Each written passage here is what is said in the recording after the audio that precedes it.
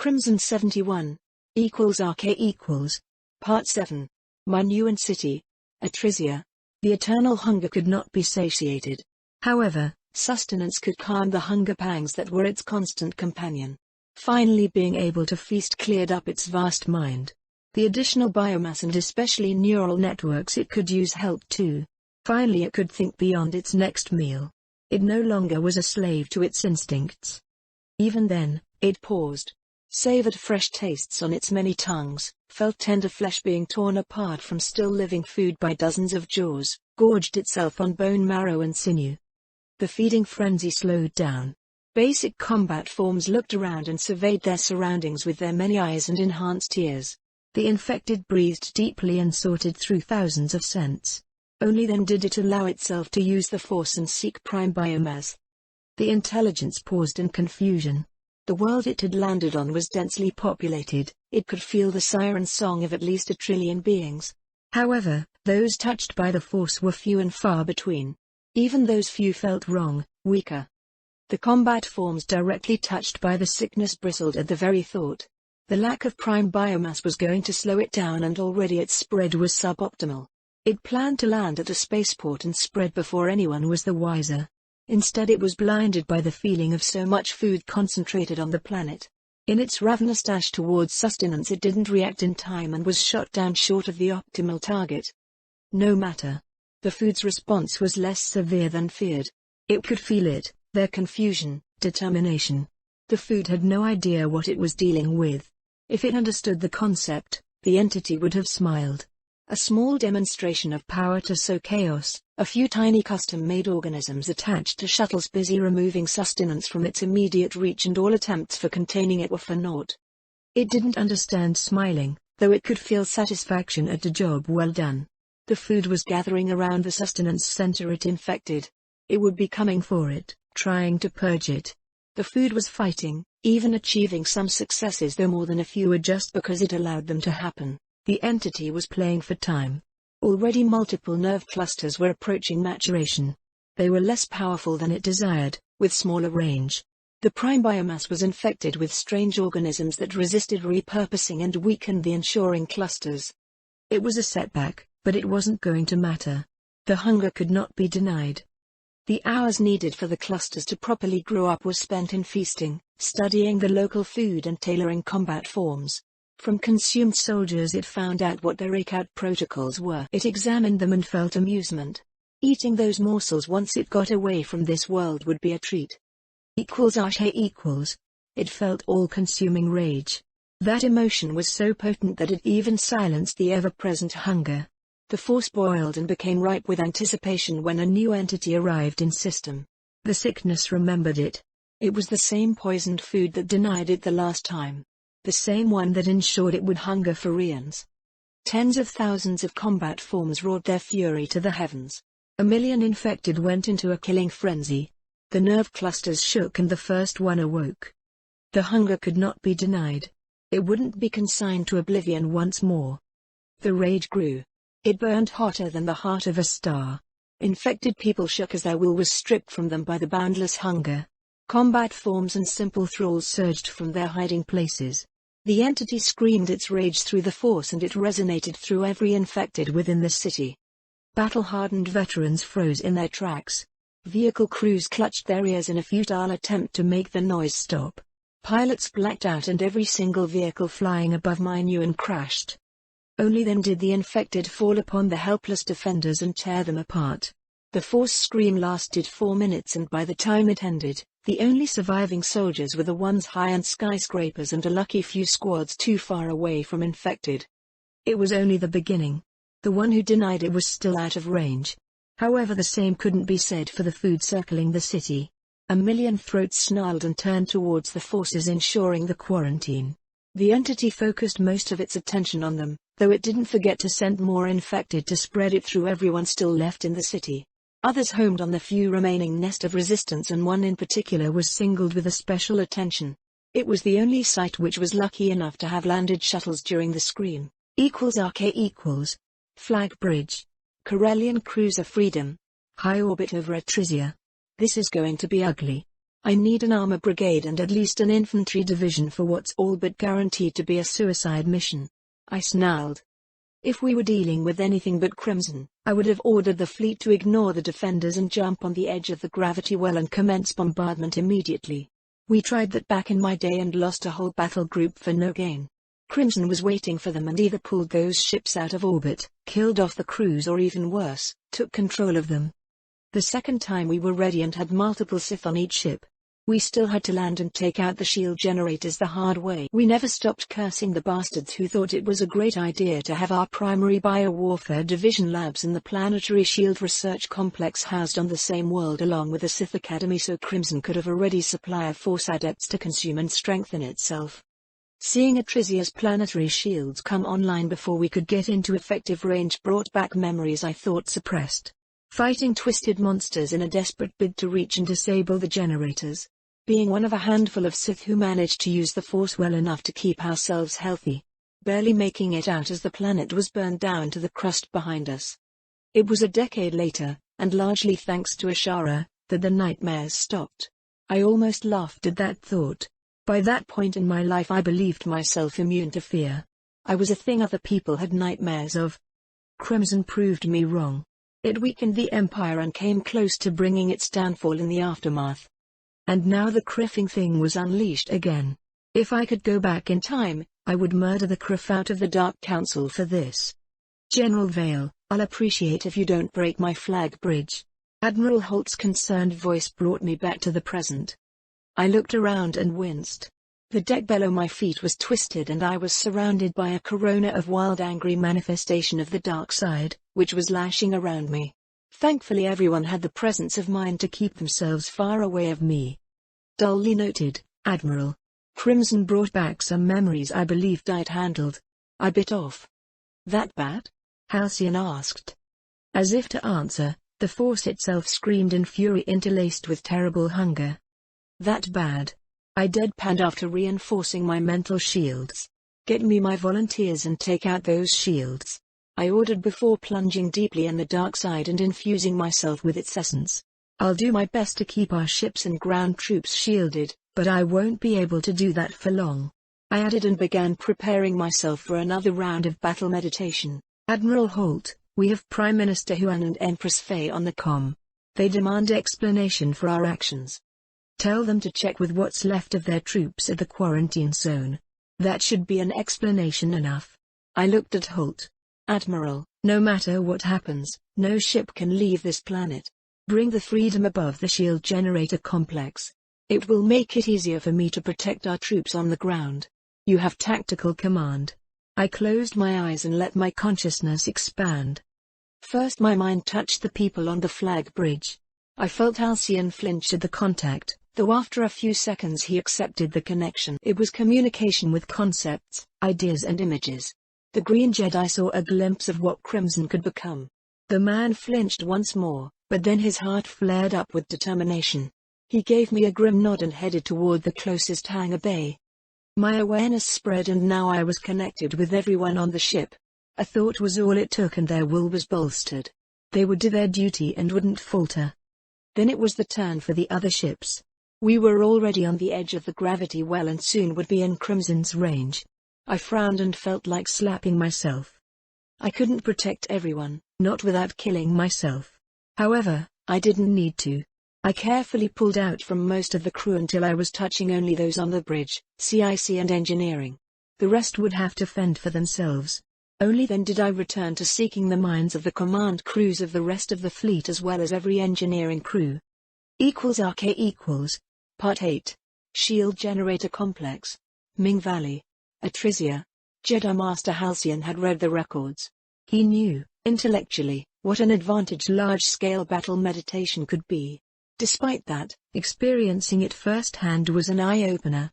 By all rights, the attack should have been a disaster. There was merely 10 hours to plan it in case taking out the shields the hard way was necessary.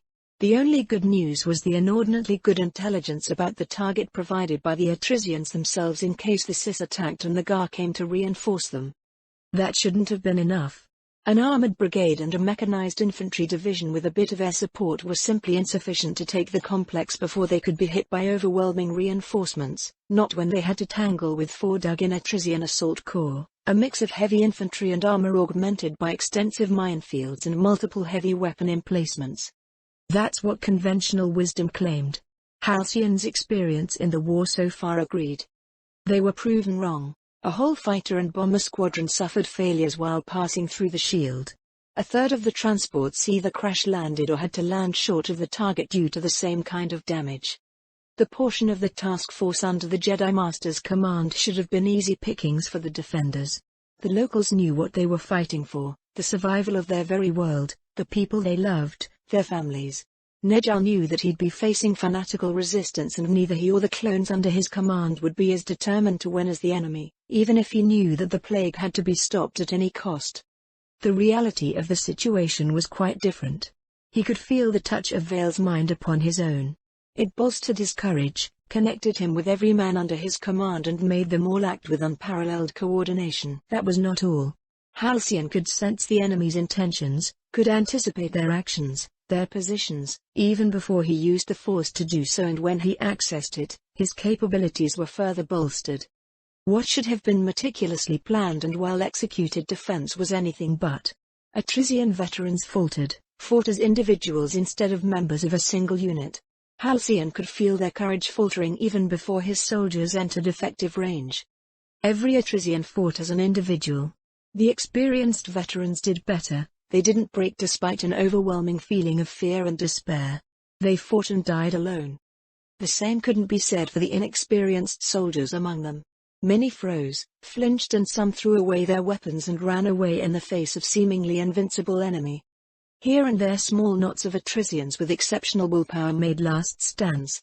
A squad dug in around multiple automated blaster cannons held out against 2 companies with tank support until Halcyon entered the fray himself.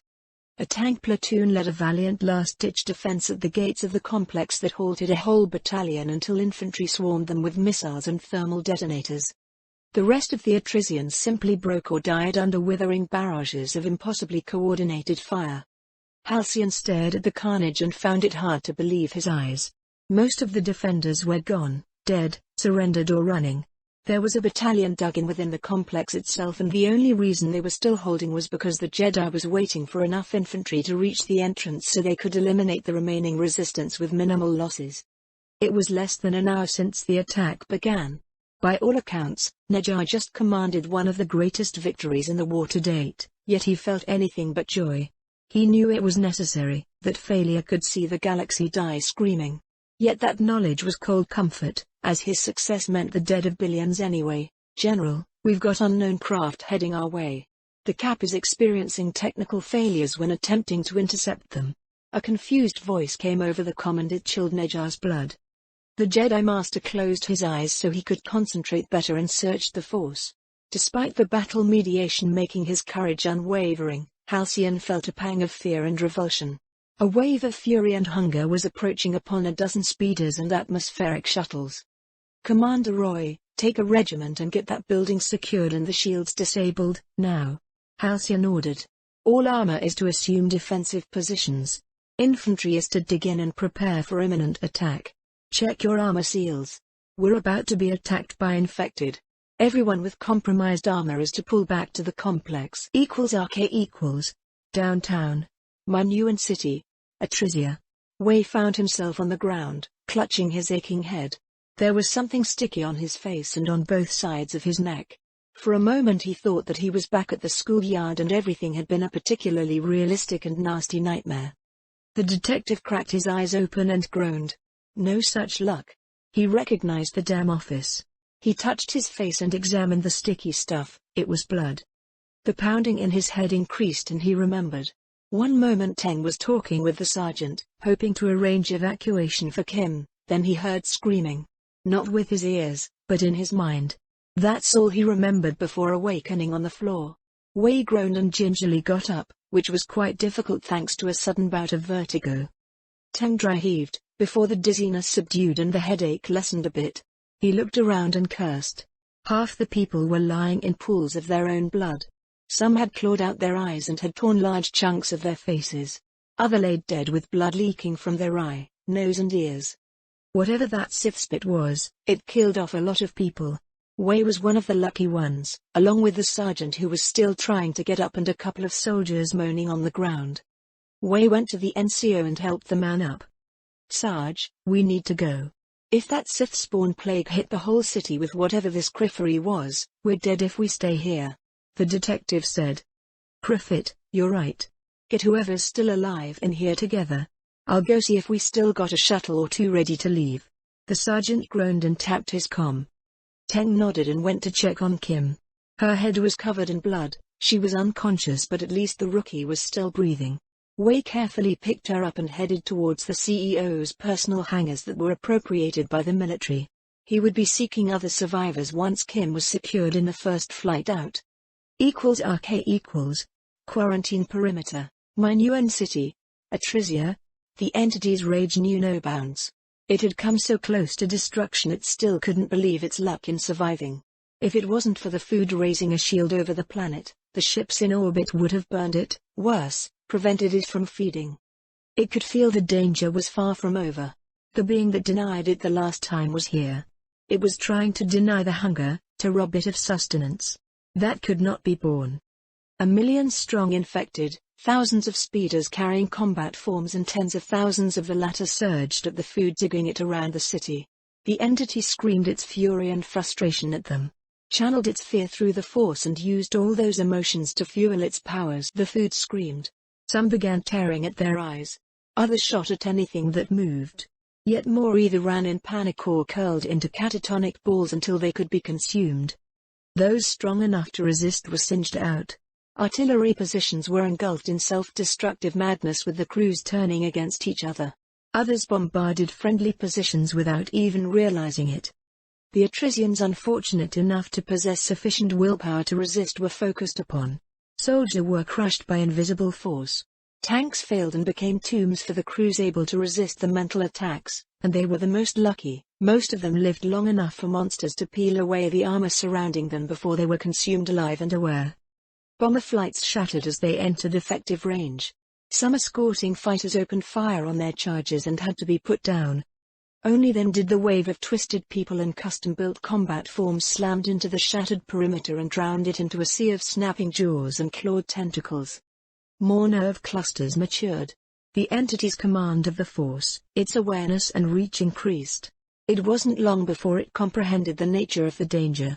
The thin energy barrier keeping it safe from the ships in orbit was in mortal danger. It commandeered every speeder, shuttle and suborned fighter it could, loaded them with combat forms and sent them to counter the threat. Then it concentrated its massive mind on the food threatening its very existence. They were more than 1,000 kilometers away, farther than some of the ships in orbit, however they were the threat that mattered right now. The plague channeled its emotions through the nerve clusters on Atrisia. It sent fear, rage and hunger at the food trying to disable the shields. It felt them flicker with unease, yet their courage was not broken. Instead the mental attack bounced off from the other's will. The entity's fury rose to a crescendo. It was being denied again. That could not be borne. It searched for its adversary and struck at it directly. The force shook in exultation. The hive mind slammed into the bound wills of more than 100,000 men and women. They recoiled by the strike, yet held. Fury bright enough to match its own blazed above Atrisia. It struck again and this time the attack was met head-on. Infected staggered, combat forms screeched in pain, clones fell to their knees as mind-blinding headache split their heads. 1,000,000 twisted maws snarled in fury. The entity was evenly matched by the other hive mind. The rage burned, yet it felt satisfaction. It could sense the limits of the other. It could match it, for now. Soon enough there would be more nerve clusters to draw on and then the hunger won't be denied. It shifted its focus and began gathering power. It felt the other preparing for the inevitable attack and felt amusement. The other would be ready. However, it wasn't the target. The shields would fall soon, but not before the combat forms could reach them. The entity examined the food defying it, focused its power and struck. The fighters flying to meet the infected began falling from the sky. While the other could protect their pilots, The same could not be said for the machines themselves, and they were small, even relatively minor damage could bring them down. Its attention went into the combat forms ready to engage the food from the stars. It would lead the attack with everything it was, and it would ensure that the hunger would not be denied. =RK= Shield Generator Complex. Ming Valley. Atrizia. Nejar was on the front, surrounded by a rank of hastily dug-in tanks and a regiment of infantry. Only the battle meditation kept him and his men ready for the coming onslaught. He felt the plague strike at their minds. Most of the clones were brought to their knees despite Avail doing his best to shield them. He could sense their headaches, the treacherous tendrils of fear and boundless rage that tried to worm their way in the soldiers' minds, yet slammed into the fused will of every man and woman bound by the battle meditation and failed to find purchase. Halcyon could feel it. The hunger was here. It wanted nothing more than to consume the whole galaxy in one endless feast. Nejar gripped the hilt of his lightsaber and glared at the approaching shuttles, aircars and speeders. "We will hold this position, no matter what comes our way." He opened a line to all his troops. Halcyon laced his voice with the Force, made it ring with the conviction he felt. Nejar thought about his Skera, his wife back on Corellia, about his son. "We will not flinch in the face of slobbering monsters. We will hold this line and won't take a single step back." Tank and walkers raised their guns. Missile crews shouldered their weapons and took aim.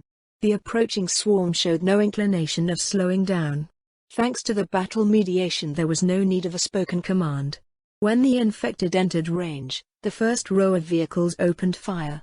Shuttles and aircars shattered under rail rounds and blaster bolts. Missiles streaked in the air and blew apart their targets. There were no mistake, no two men targeted the same enemy. The skies were filled with explosions and the front of the swarm vanished behind a wall of fire and shrapnel. Yet the plague was not deterred. It had no trouble sacrificing as many of its minions as it needed. Halcyon felt it when it struck. The first line of armor began failing. Gun barrels twisted, power plants malfunctioned. Here and there the odd man screamed and slumped with their minds shattered. Missiles began missing their targets despite solid target locks.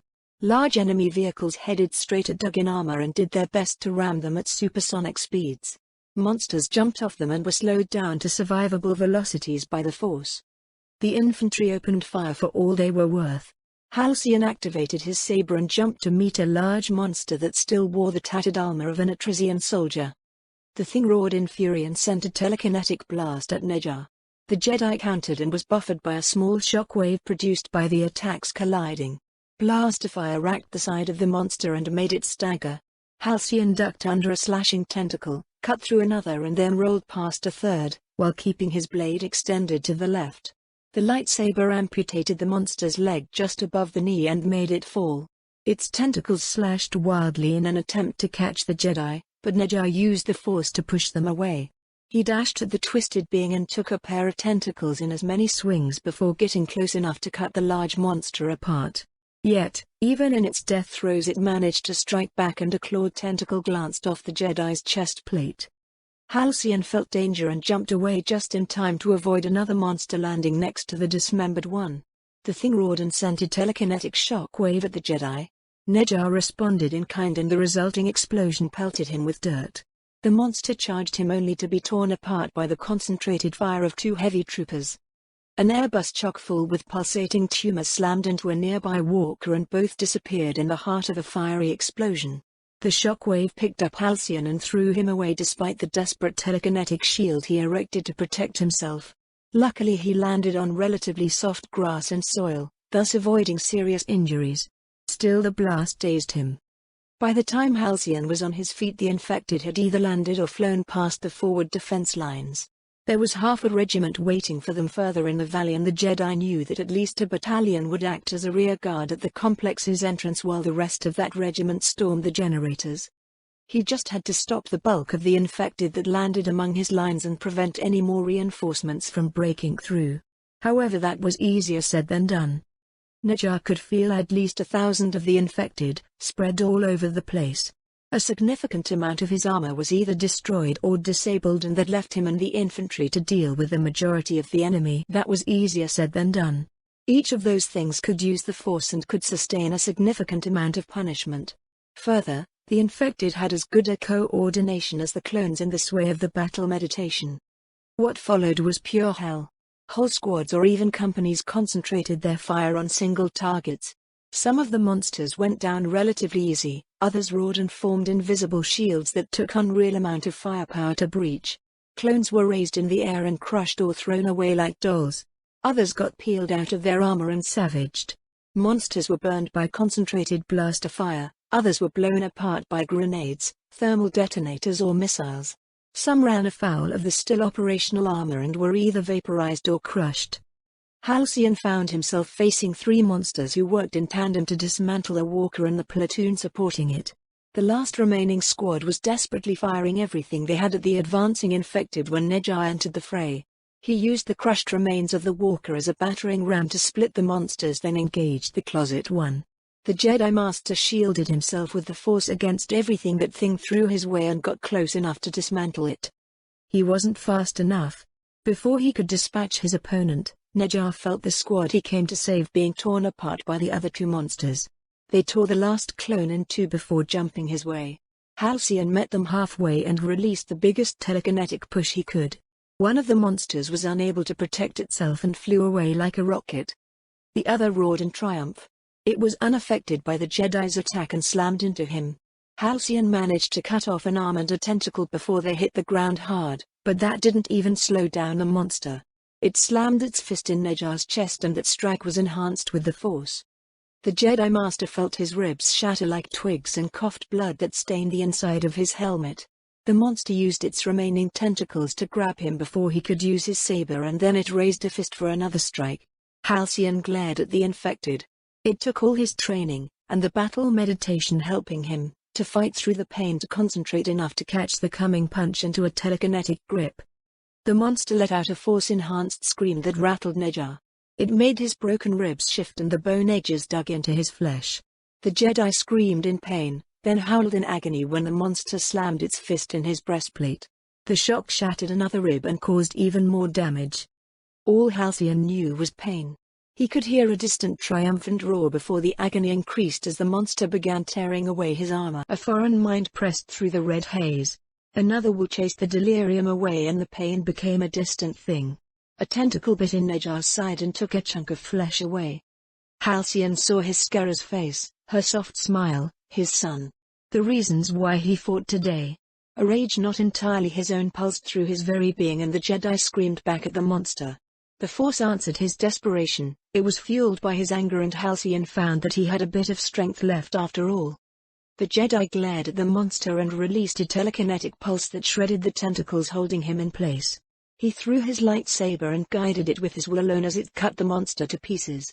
That was all Neja had to give. His telekinetic grip wavered and his lightsaber fell to the ground. Because of the battle meditation still touching his mind, Halcyon could feel his men still fighting, still holding the line. The world was growing darker. The Jedi could feel the sickness invading his body and he lacked the strength to resist. Neja's mind drifted back to home. To Corellia and his family. He needed to know that they would be safe. That all this horror wasn't for nothing. As if in answer to his dying wish, Neja's perspective shifted. He could feel he was looking through Commander Roy's eyes. The clone nodded to one of his brothers who pressed his thumb on a detonator. The world shook and the soldiers were all but deafened by the roar of a titanic explosion. They were engulfed by a wave of flames coming from a nearby corridor. Only their heavy armor and shields kept them relatively safe. Roy pointed forward and a squad of heavy troopers sprinted down the corridor and then left before the commander followed. They were met by a punishing torrent of fire and answered in kind. The point man fell, then another. A third clone was immolated before the incoming fire lessened, suppressed by a spread of grenades. Only one man of the leading squad was still alive when Roy reached a twisted, jagged hole in a massive armored door. The trooper in front of him charged through, and made just a few steps in before being torn apart. Roy emptied the magazine of his grenade launcher through the breach, then threw it away, drew his blaster and charged in. He emerged into a large room chock full with smoke and didn't even slow down. Neja, though he saw him pass by abandoned terminals and corpses. The commander vaulted over a barricade and shot a defender in the face, then continued his charge. Roy emerged in cavernous room. Catwalks led to a massive reactor suspended in a cooling liquid. Roy continued to sprint towards the objective. Blaster bolts began chasing him. His shield flared, then popped and the clone was staggered. Najjar felt the man's determination. Roy grabbed something from his belt, a detonator, and pressed the button. Halcyon's awareness was wrenched away, back to his body. He could feel the plague spreading through his veins and laughed. It was too late. The sickness agreed. He could feel its bottomless hunger, its impotent rage as it was voiced by every single infected. Even Halcyon's throat roared in fury, despite the agony it caused to his ruined chest. Darkness fell, then it was torn asunder by a new star and a wave of heat. All Najjar could see was Skera's smile, and then there was only light. =RK=. Evacuation Flight D46F. Atrisia. It was a very close call, but Wei and some of the survivors made it out of Minyan before the city was overrun. For a few minutes, Teng allowed himself to believe that it was all over. That the Republic would burn the plague and that everyone who managed to escape was safe. It was not to be. The Republic wasn't here to help after all. They had either disabled or destroyed the Navy and had landed a force to take out the shield generator, a force that by all accounts was busy simply destroying the defenses. General evacuation plans were in effect and anyone with a hyper-capable vessel was bid to get as many people out of Atrisia as possible. Starfighters rose to challenge the Republic blockade in a suicidal bid to protect at least a few of the evacuating vessels. Cruisers equipped with Guardian systems, frigates and swarm of fighters met everyone trying to leave the atmosphere and blew them to pieces. That didn't stop people from trying. The shields were going to fall soon and then everyone was going to die. The panic gripping everyone wasn't helping either. All Wei could feel was a dull sense of resignation and failure. He managed to somehow get Kim on an evacuation craft with other young people and got back to watch it run the blockade. The small freighter rose on its repulsors, then ignited its main engine and shot towards the heavens. It was followed by a squadron of fighters, the last ones remaining in the area. The sky was lit in azure fire and Wei felt a wash of static pass through him. Teng fell to his knees and screamed in denial. The shield was gone. The small dot that was Kim's transport flashed as the sky caught fire. Wei heard a distant rolling thunder and knew it was all over. He felt heat all over his left side and then knew nothing at all. =RK=. Minyan City. Atrisia. The hunger could not be denied. That overriding thought was all the entity could think about. Trying to comprehend its failure was too much. It felt the Force giving it a warning that doom was coming. It sensed the shield generator being destroyed and the barrier faltering. There was only fury. Transports with a few infected were just lifting out. It needed a tiny amount of time to ensure it would not be denied. It was too late. The shield was gone. Death was igniting the skies. All it could do was lash against those that denied it. It pushed every neuron in its nerve clusters until they burned out, used the nervous systems of every single infected to fuel its vengeance. The ships right above it shook. Equipment failed. Food was turned into paste. It tore a cruiser away from orbit and hurled it towards the ground. Nerve clusters began dying. The one who denied it tried to protect the ships the entity was attacking and it used that opportunity to strike against its nemesis. It channeled every bit of power it could gather, shoved even its death itself in that attack. The other hive mind screamed under the onslaught. Even as it burned, the entity could experience joy at the pain it caused its enemy. It sensed the one who denied it unravel. The beings in its hive mind breaking, going insane, dying. A wave of plasma buried Minyan under the fires of an unbound star and the entity's dying screams echoed through the Force. =RK=. Flag Bridge. Corellian Cruiser Freedom. High orbit over Atrisia. I felt Crimson strike at me with everything it had. A titanic lance made of its fury, hunger, sheer loathing and desperation struck at me. Only the battle meditation connecting me with everyone in my fleet allowed me to survive. The attack didn't land squarely on me, but was divided among everyone I was touching. I felt thousands die, even more go temporarily or irrevocably insane. My mental shields were flayed open and I screamed as the backslash of so many people connected to me dying. It was sheer agony. It was ecstasy. My concentration shattered and the battle meditation slipped through my fingers. I felt the connection unravel, more power struck me as it began concentrating on less and less targets. Below us Atrisia was lit on fire as barrages sent just as the shield was falling struck the surface. Crimson's onslaught vanished and was replaced by a scream that reverberated through the force. I let out a choked shout of mixed pain and relief. The battle meditation broke, and before losing consciousness I sensed everyone in the fleet being hit by the / interlude. Intelligence woes I equals RK equals Borealis. Coruscant.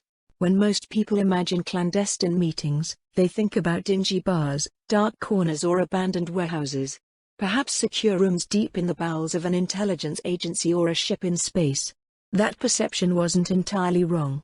When he was an active agent, Marek Hula had his share of escapades, bar crawls and skulking through places where most civilians would fear to tread. Even with all the responsibilities and headaches attached to his new job, he really didn't miss the bad old days. Instead of being stuck in the back of a cutthroat-infested drinking hole and left wondering if the patrons would decide to start a fight and potentially blow up his op, nowadays Marek dined in the private rooms of Coruscant's best restaurants. Places like the Borealis offered discretion and an excellent menu. Not to mention that this was practically the Sib's backyard and as secure as it could get. Marek sat in small, tastefully decorated room with a decor that radiated class. The place was shielded so clients could talk privately, away from pesky reporters and competitors, and was swept by Ula's people before he got in. Even better, as far as anyone was concerned, he was down in the main restaurant, dining with his wife, something he would rather do than leave to a body double. However, this conversation couldn't be postponed, and it wasn't one he could comfortably hold back in HQ. His guest got in and sat down across the table from him. Marek nodded at the Twi'lek woman. He knew that she was supposed to be meeting with the Senate's Appropriation Committee right now and had a double of her own handling that. While such cloak and dagger games were usually reserved for holomovies, they did occasionally have their places. Marek. You called. I hope this is important, given the lengths we had to go to maintain plausible deniability for this meeting. Director Fell raised a hand and looked at her blue skin. This paint is a pain to get off. Her face was off too, thanks to detachable implants meant to full face recognition software. Marek on the other hand had to simply exchange places with his double in the fresher. He did get the better of the deal tonight. I do. We need to discuss our resident Sith and the trouble the Jedi are causing. Ula frowned.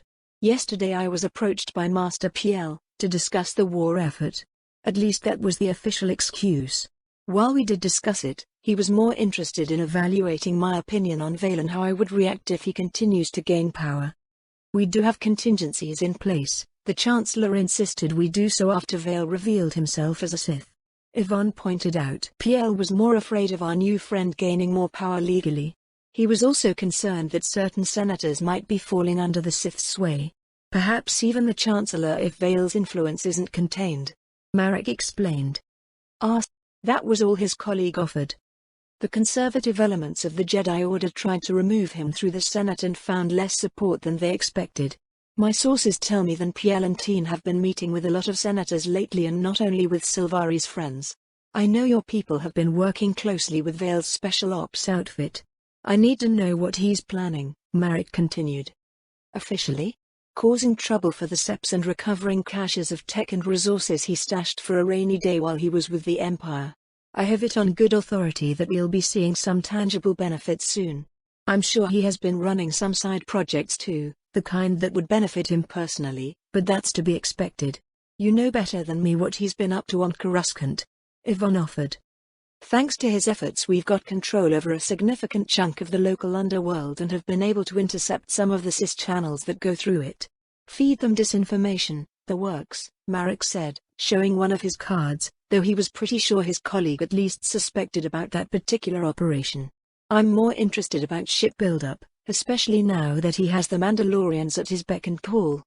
Vale will have a decent-sized modern navy under his control in about 2 years. It will take that long to build the hulls and train crews, unless the Seps object.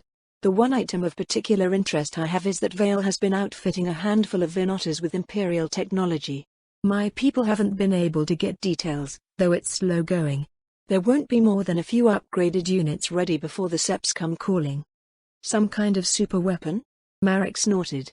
Those usually tended to be a major resource sink for no tangible gain, though now and then the Sith spawn things actually worked. When Yvonne frowned, Ula raised his hands in surrender. I know, so far Vale hasn't been known for flights of fancy. If he upgrades ships, whatever he's got is going to work. It's another question how effective it will be against modern tech. However, I doubt that a few ships will be a game changer in the short term. Until Mandalore's navy is up and running, our Sith friend won't have the muscle to be a major military threat. Even then, unless the Confederacy wrecks us, that won't change overnight. Still, you do have concerns, Marek. You wouldn't have called me otherwise, Yvonne stated. That's true. Just in case the Jedi aren't too paranoid, we'll need to update our contingency plans. The political situation changed since we made most of them.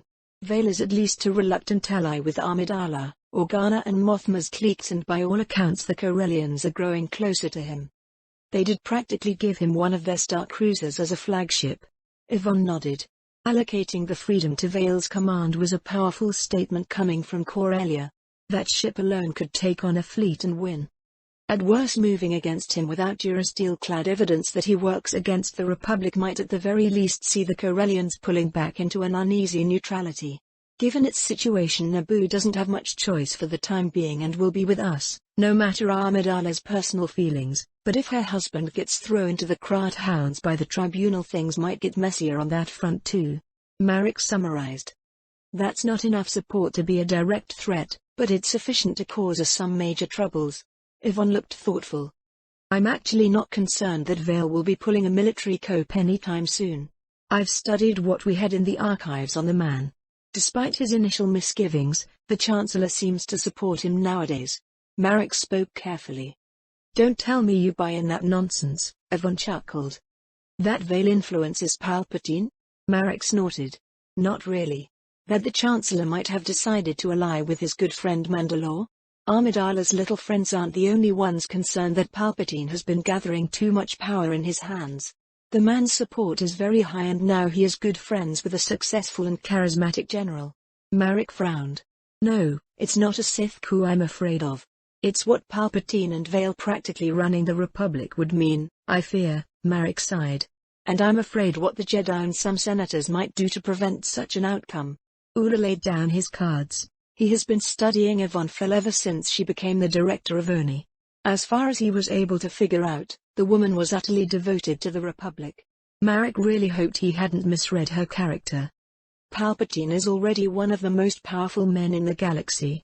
Arguably the most powerful. Don't you think that becoming a dictator in all but name would be too much trouble for too little gain? Yvonne asked after thinking for a long time over what Marek told her. The Chancellor is a very good politician.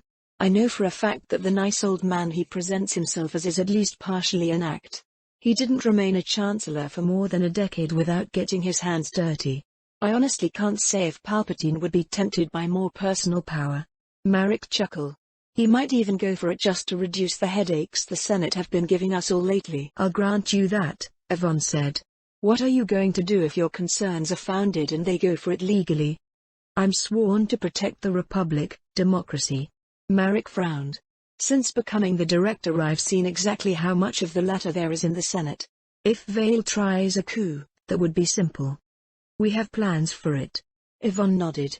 A lot of them, and they're good ones. However, if Palpatine and his new friend gain enough support to practically control the Senate? Fell sighed. I know it's unlikely with all the furor that Vale becoming Mandalore caused, but still. It's our job to plan for the unlikely. If the Jedi try acting outside the law, things should be simple too. Yvonne interjected. Legally? Yes. Politically? Militarily? At this point it's going to be anything but. Marek shrugged. The Jedi did a great job of destroying both their political and public support. They're getting desperate, aren't they? And desperate people make foolish decisions. Often quite messy too. Marek simply nodded. What do you have in mind? Yvonne asked. I'd prefer to have operatives ready to move at very short notice against any eventualities. Navy support and orbital deployment capabilities could get useful, Marek explained. Ready to reinforce critical locations and disrupt any coup in progress if things get that far? Or arrest conspirators before they could throw the Republic into chaos. There are at least 3 contingencies that more or less cover such an idea. I want people who don't figure in any of our contingency plans. Just in case. I see. Something can be arranged. Do you have any new information about the Confederacy's strategic aims? Marek changed the topic. We know for sure they'll be seeking to connect the territories they control and will be striking at the hyperlanes connecting them which are under our control.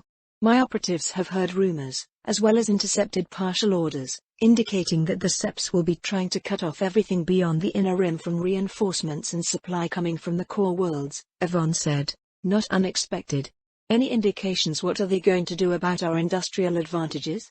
Even if we keep just most of the core and inner rim, that still will keep us ahead. We both know about the massive build-up at Fondor.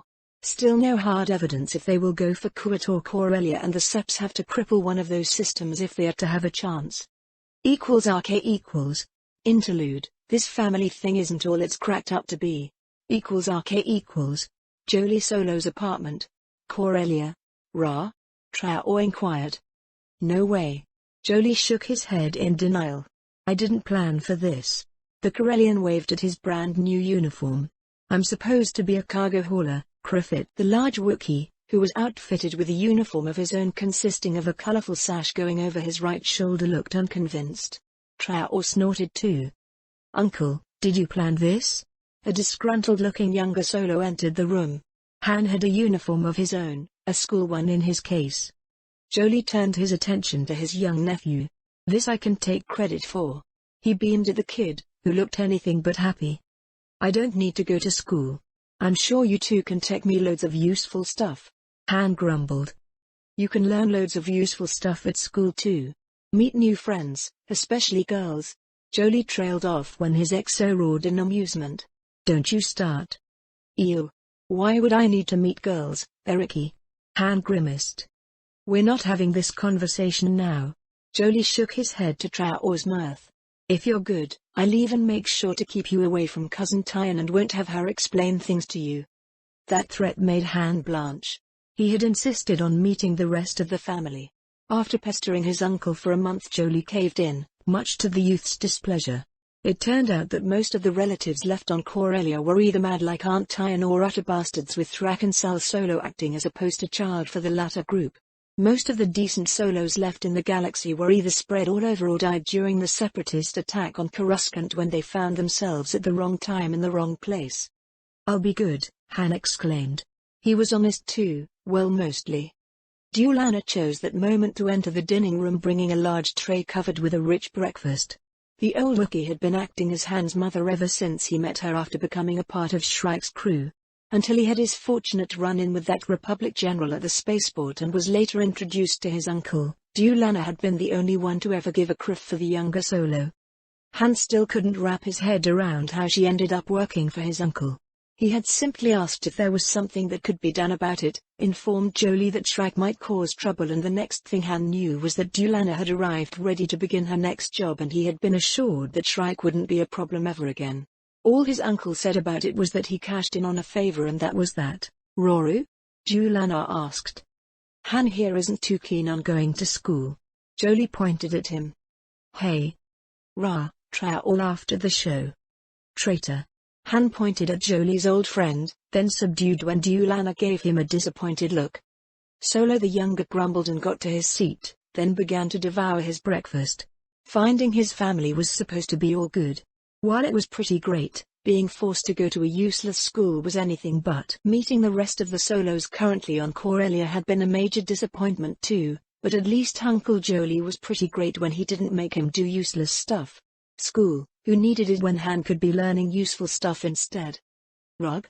Dulana asked after getting to her own seat. I got a proposition I couldn't really refuse, a commission in Corsec Navy as a Commodore. The pay is good, the benefits nothing to sneeze at, and as things stand we'll have a chance to get some more payback. Jolie explained. Huh? That explained the new uniform, Han thought. It also means that for the foreseeable future we'll be in system. The older Solo nodded at his friend. Traor voiced his agreement around a large bone he was chewing on. == Interlude, A Fallen Jedi's Plans. Republic Cruiser Vengeance. Hyperspace. After losing Kira, Jared found keeping his boundless fury under control almost impossible. His very presence had caused deaths and loads of destroyed equipment before the Jedi Master was able to channel his emotions into something productive. Even now, weeks after the fact, all Perion dreamed of was vengeance. He wanted to march to Coruscant, face Vale and tear out the Sith's still-beating heart, then crush it with his own hands. He wanted to see the Sith-controlled abomination that was today's Republic burn in the flames of hell. But most of all, Jared wanted to be back home with his wife and all the friends he lost still alive. He knew that was a naive, impossible dream. All he had was vengeance and duty to the death, to see that there could be a future which wasn't profaning all they fought and died for. Figuring what to do, how to achieve his goals without succumbing further to the dark side, because Perion wasn't totally blinded by his fury, had been very hard. More than once he had to go out in the mountains alone and unleash his anger on the surrounding area in a bit to calm himself enough that he could think more or less clearly. In the end it was Deni's arrival and General Garza having enough of his antics and sitting him down to talk, that allowed Jared to get his head out of his backside and began acting as the experienced Jedi Master he was supposed to be. They discussed their options, those that were left now that their presence was exposed, and reached an unpleasant conclusion. In order to succeed they had to find allies. Simply continuing to bide their time and replenish their forces was no longer viable. The Republic was out for obvious reasons. The same was true for the Hutts and the various small neutral policies and systems. However, there was a ray of hope. A spark of light in all the darkness choking the galaxy. The Confederacy's leadership had seen the truth. They had arrested the Sith controlling them and were determined to root out Dooku's master too. That's why Jared was en route to the Confederate capital to offer the remnants services in eradicating the Sith-controlled Republic. Perion was sure that before the end, he would face Vale and have his vengeance. =RK=. Interlude, 2 Jedi and a Sith. Hangar Bay. Republic cruiser unflinching. Location classified. General Ram Kota glared at the commando unit shadowing Mace Windu. Even if the former master had been in the wrong, having clones holding the man's leash was infuriating. Of course, given what Kota learned just a few days ago, he wasn't sure that Windu had been wrong in the first place. Quite the opposite in fact. That's far enough, Commander. Kota frowned. My men will ensure that Windu will cause no trouble. Go to the mess hall and have something hot to eat. Sir, we're under orders to. The commander disagreed. That wasn't a suggestion, soldier. I gave you a direct order and you will follow it. Kota's glare intensified. Clones, he found them lacking when they heard about them, and now that Ram knew the truth, he was beginning to loathe them even if it really wasn't their fault. Sir. Yes, sir. The commander saluted. Kota nodded and 2 squads of his militia, all armed and armored to the teeth, went to escort the commandos. When they were finally out of sight, Mace sighed in relief.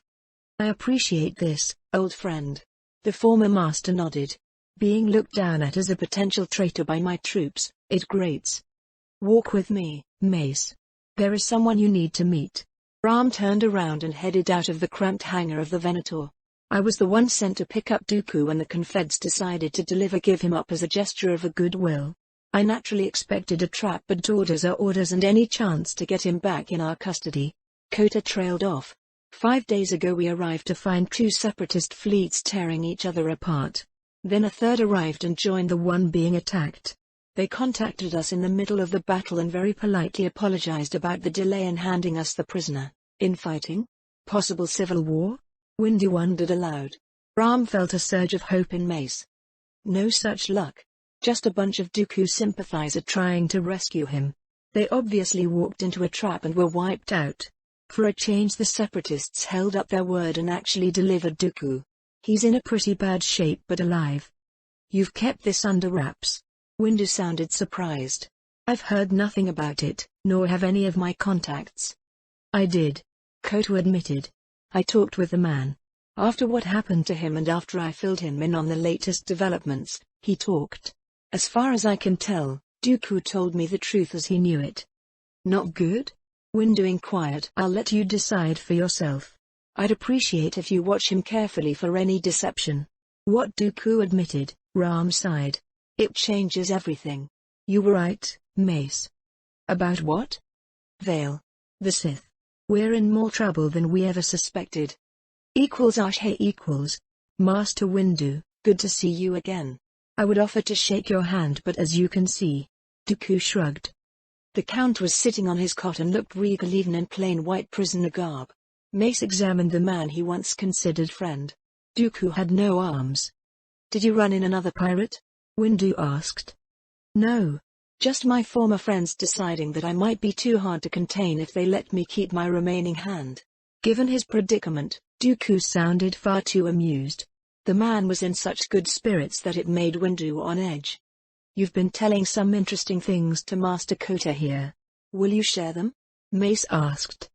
I had lot of time to think lately. To wonder about how things went so wrong so fast.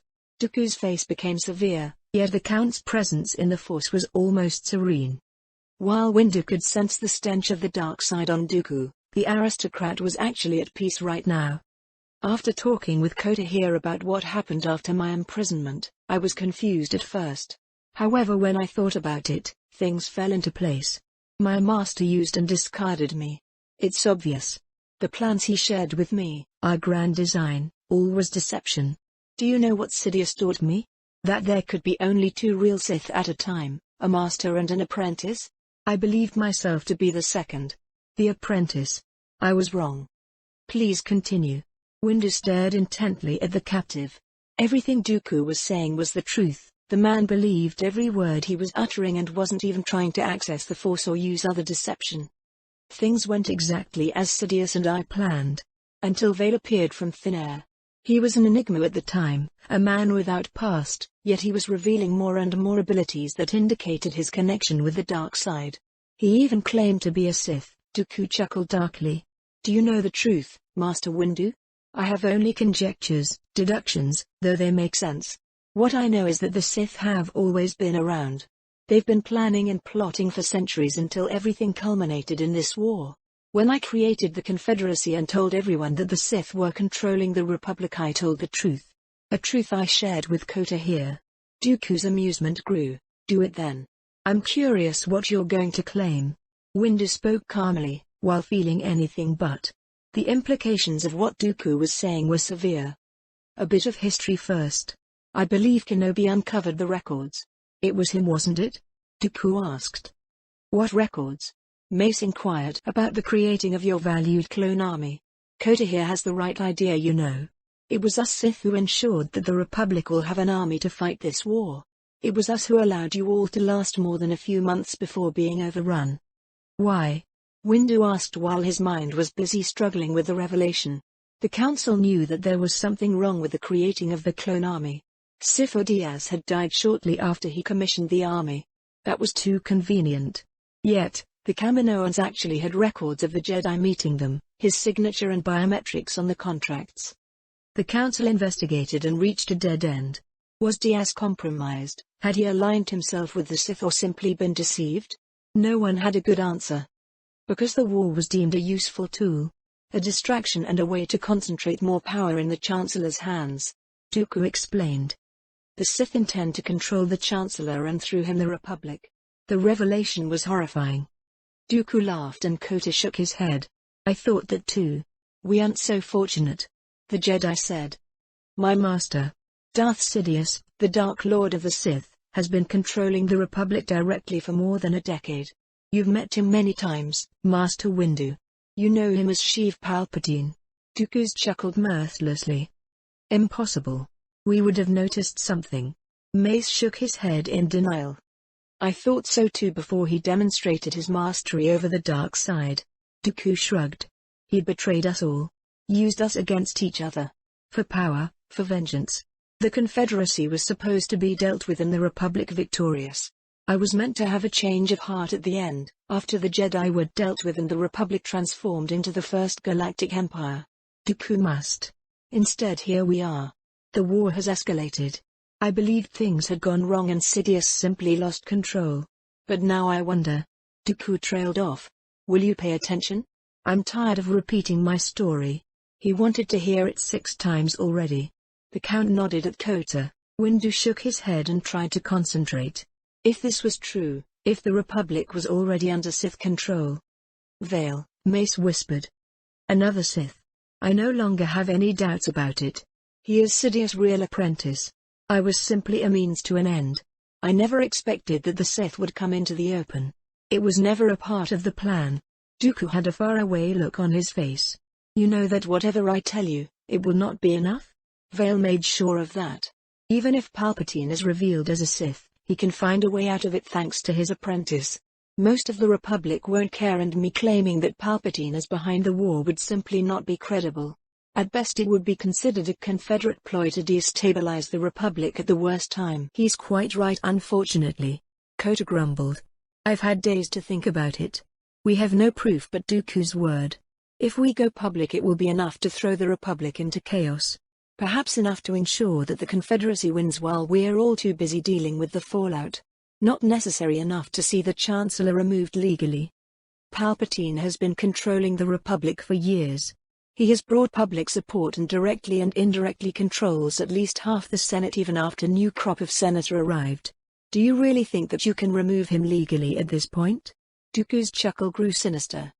We tried to remove Vale legally and had more than the words of a traitor and a mass murderer to use against him. Windu spoke quietly.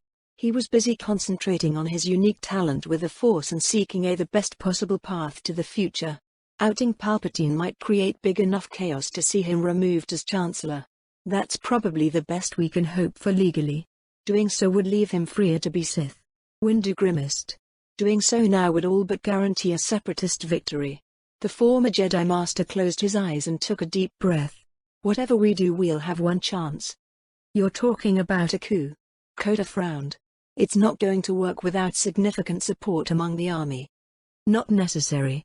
We might need just enough to secure most of Coruscant while dealing with the Sith. Windu countered. The aftermath of the Confederacy attack might be our best choice. Fallout. Part 1. =RK=. Chancellor's Office. Senate Building. Coruscant. Palpatine sat stiffly behind his desk. He had plastered a grave expression on his face, and for once it was genuine. It was 4 hours since he gave the orders to burn Atrisia. That by itself was of no consequence besides the political complications. Some of those were already at hand. Organa had sniffed that something was wrong and more or less invited himself after Kenobi arrived. There were already rumors about Atrisia, and the media was making things even more complicated. There were dozens of experts on the networks discussing what the local reporters were sending before Vale's fleet jammed communications. The loss of contact was a dead giveaway that something had gone even more wrong, and Palpatine had to fend off a lot of questions from concerned senators.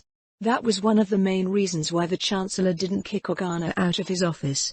Palpatine would need all the help and allies he could get in order to mitigate the fallout. However, the political complications were becoming a secondary concern. The last call from the fleet was that they were moving to neutralize the Atrisian navy and dispose of Crimson. Now, 4 hours later, that whole system was silent like a graveyard. No one was answering the hails. For all Palpatine knew, Vale had managed to get himself killed and that Kriv plague was free. The massive disturbance in the Force he felt a few hours ago didn't help matters. The only reason Sidious wasn't exposed then was because Yoda had been severely affected by the /2. The Chancellor somehow managed to keep a strained smile on his face, while his other guests were busy checking on the Jedi. It had been a very close call. Even now, Sidious could still feel Furious scream echoing through the Force. It was drowning everything, and even if he dared try with Yoda around, the Sith was doubtful he would have been able to divine anything useful. Palpatine's only consolation was being able to watch the Jedi Master's mortification and Organa's sick fascination, when Zash explained to the senator who she was, where she came from, and exactly what she knew about Crimson and why sterilizing Atrisia was the only sane course of action. Unfortunately, it didn't take the Alderaanians too long to become indignant and declare that any of this wouldn't have been needed if Palpatine had only warned everyone about the plague. The Chancellor had to suppress a snort at that suggestion. Really, Senator? Do you honestly believe that any of the system defense navies would burn a significant chunk of a continent, perhaps their whole world on our say-so?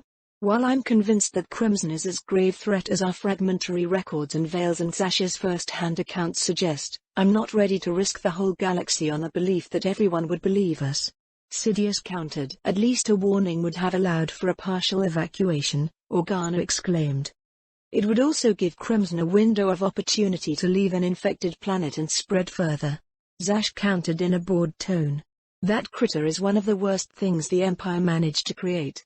Killing a world to contain it, that's a reason for celebration.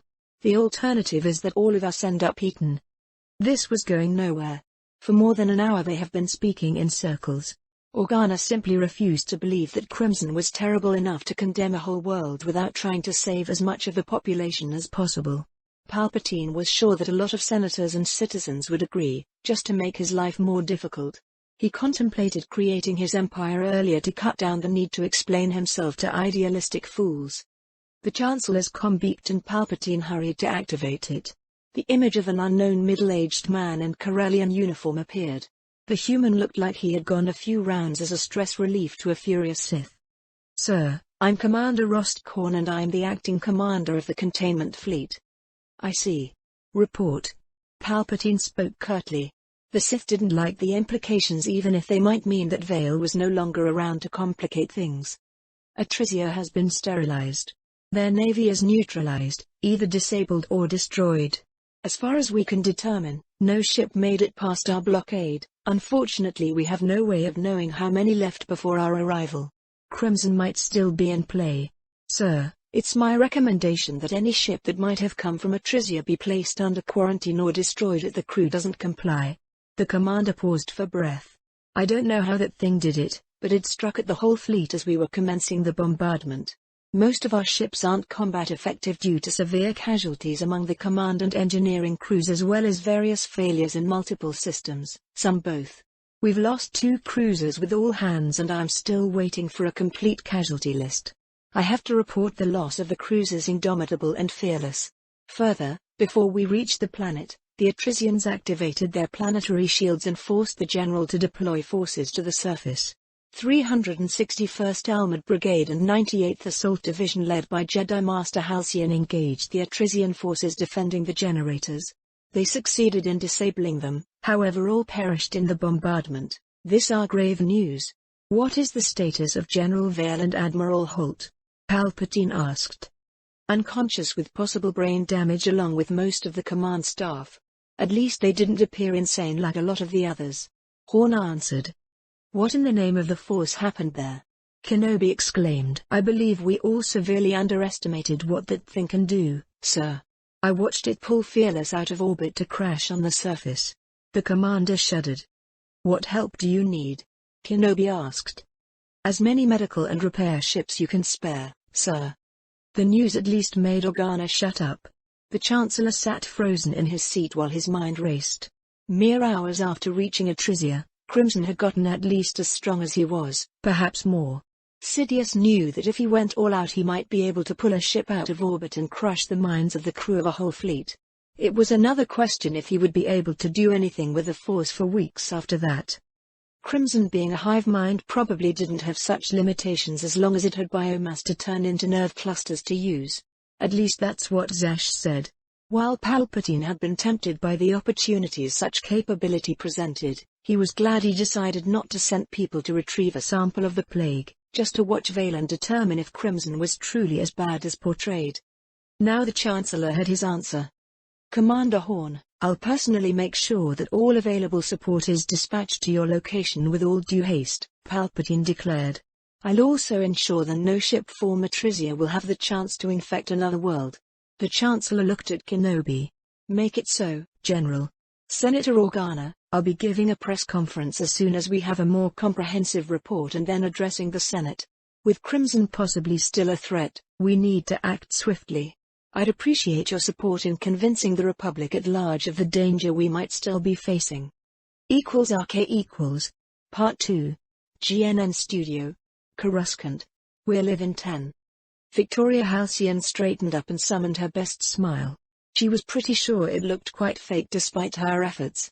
Watching the Chancellor's press conference less than an hour ago rattled her.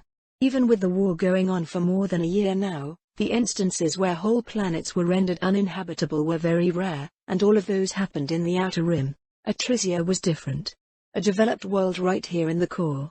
Even worse, it wasn't enemy action that murdered a whole planet. It was the GAR under the direct orders of the Chancellor. She knew that right now Palpatine was busy explaining himself to the Senate. Her job was going to be to try explaining what the death of Atrisia meant to the average citizen. Victoria was unfortunate enough to catch a glimpse of footage released by the Navy.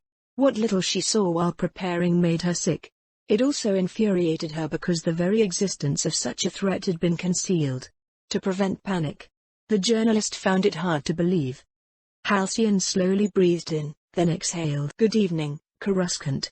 I'm Victoria Halcyon with a special edition of The Galaxy at War. A whole world just died, yet she had to pretend that it was just business like usual. And I'm Brosk Tonfa. Today we'll be discussing the tragedy that struck Atrisia and what it means for the galaxy at large. At 11 Sergeant last night, a frigate carrying deadly plague was shot down while making a run to Atrisia. Unfortunately, the local authorities were unaware of the nature of the danger at that time. Victoria began summarizing. When she was done, a holographic window appeared between her and Brosk. It began playing choice pieces of the Chancellor's interview.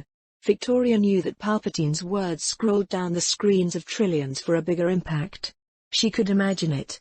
Extremely dangerous sapient force-sensitive plague. More virulent than the Blue Shadow. Potential threat of extinction. Will take any necessary measures to protect the Republic from another Atrisia. The whole thing sickened Victoria, even if she knew where the Chancellor was coming from.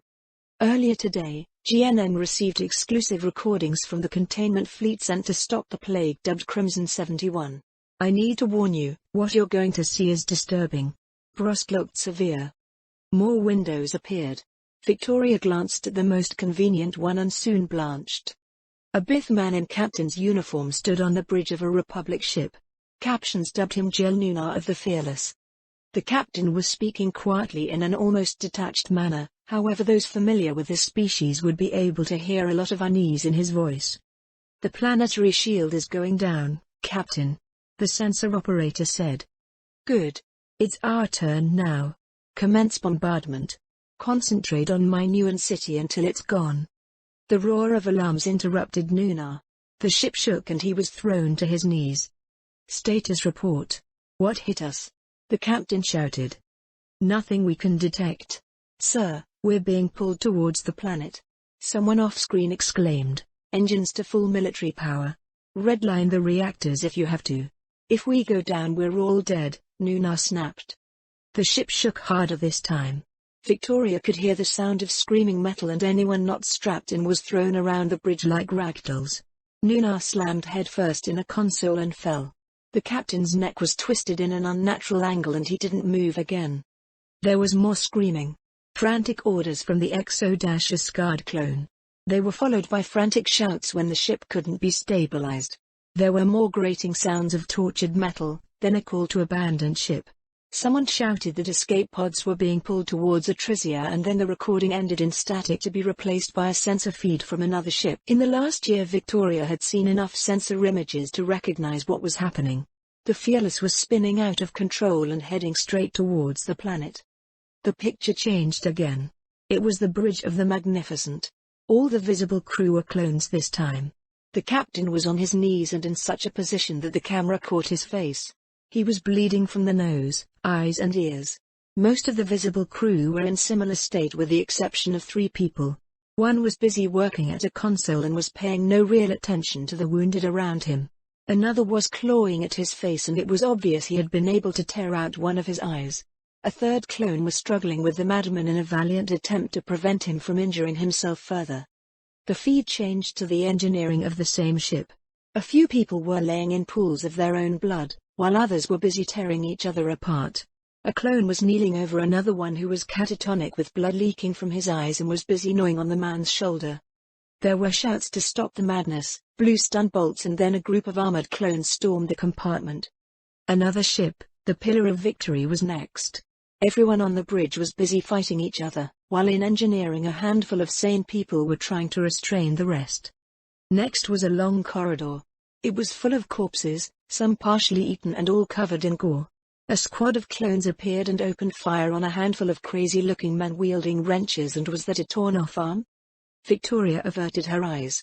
Suddenly she was glad she couldn't see the rest of the recordings. What she witnessed earlier wasn't nearly this bad. We still have no solid information on how many servicemen fell to the plague. The preliminary reports released stated at least 10,000 officers were casualties, but didn't go into details how many were dead, injured or driven insane. Further, 22,000 clones led by Jedi Master Nejar Halcyon from Corellia perished while successfully disabling Atrizia's planetary shield. The civilian casualties are estimated as total.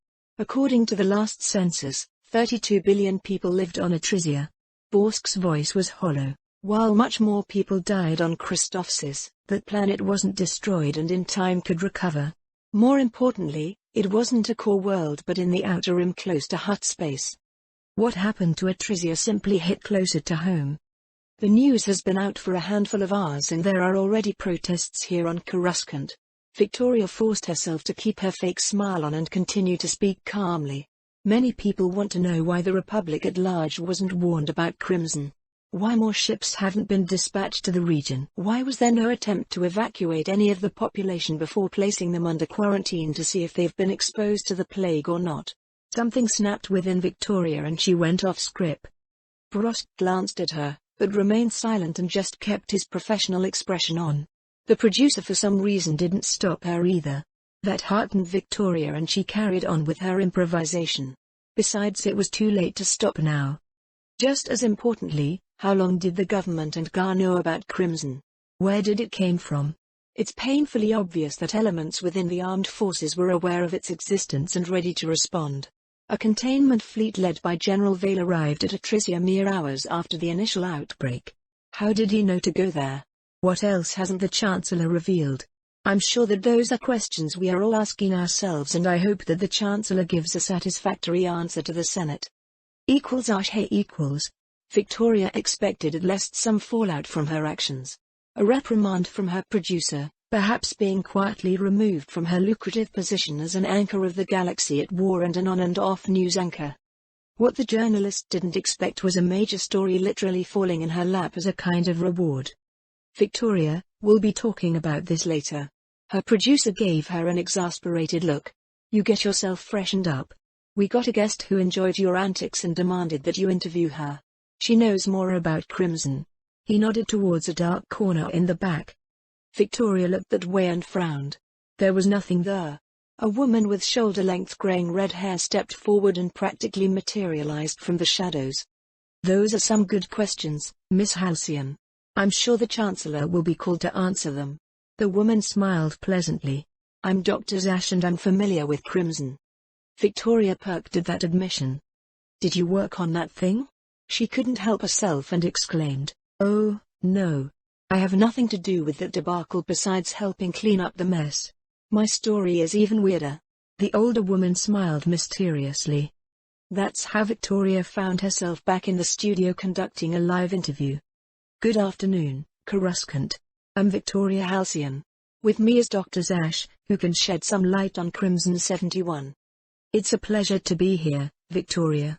It's a new experience. The doctor smiled widely. Please tell us something about yourself, Doctor. Victoria smiled back. My story is no less strange than that of General Vale.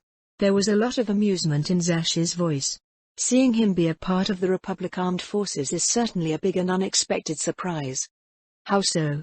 I take it the two of you have history together? Victoria leaned forward. This was going to be good. She could practically feel the scoop. Of course we do, Zash laughed in delight. A long time ago we worked together for the Sith Empire. That wasn't something Victoria expected. She blinked in confusion before her mind could reboot. That's certainly a bold claim, Doctor. One that can be confirmed by both General Vale and the Chancellor's office. It was not too long ago when Delkadar stumbled on one of my research labs where I managed to get myself into stasis and slept away a few millennia. After he saved me we talked about the old days. I knew of a few sites where the Empire was committing questionable research and as it turned out no one was sure if, during the Empire's fall, those were properly cleaned up. He decided to check just in case someone has stumbled upon one of them. Vale brought my concerns to the Chancellor and it became evident that the Republic has been making inquiries in my old friend's past in order to confirm his origin.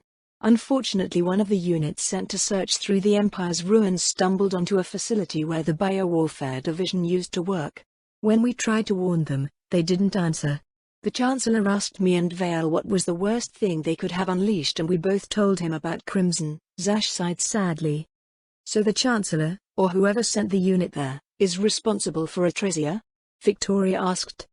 Oh, don't be silly, dear. It's the Empire's biowarfare division's fault. They created that horror and then lost containment. We had to burn a whole world, and more than 2 trillion sapients, in order to contain it. The casualties were horrific. The damn thing had a few weeks to entrench itself and grow before sufficient forces could be gathered to eradicate it. Crimson was supposedly destroyed, but neither I nor Vale could take the chance and told the Chancellor about it as a worst-case scenario.